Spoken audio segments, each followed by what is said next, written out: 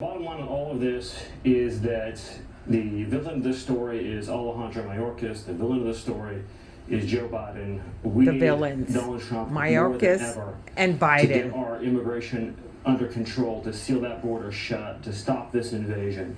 I'm just running out of. Do not blame it on the Republicans. Tears. There's just no. He had a problem to There's no solve vocabulary to this from describe happening. The heartache and the sadness and the grief that this country is going through because of Joe Biden and because of Mayorkas, and it defies description, it defies categorization. It really does, Laura. And then we had this horrific New York case where the details of the rape of a 13-year-old, now her name is not being released for obvious reasons, 13-year-old. but the details of what this animal did to her, which he admitted he did to her, using a machete to cut her clothes off, saying he saw her and her boyfriend in sexual activity and he wanted to join in. So he was spying on He them. raped her in broad daylight, threw the machete down, and then went and bought drugs. That's what Biden has let into our country. This is what Biden did. Their blood is on his hands. This rape is on his hands. Travesty. Biden let him into the country. He was apprehended by Border Patrol and set free under Biden's Set order. free.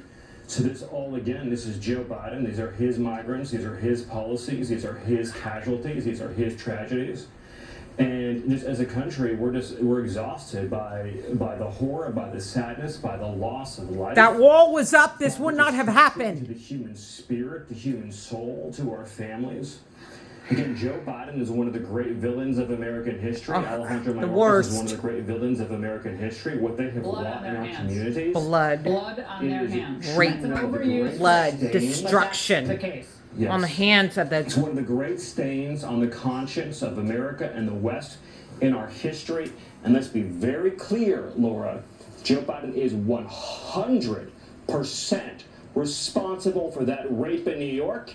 He is 100% responsible for the deaths of Laken Riley and Rachel Morin. He is 100% responsible for every life stolen by the illegal aliens that he has let in by the millions, many of whom, within that number, are rapists, are child predators, are murderers.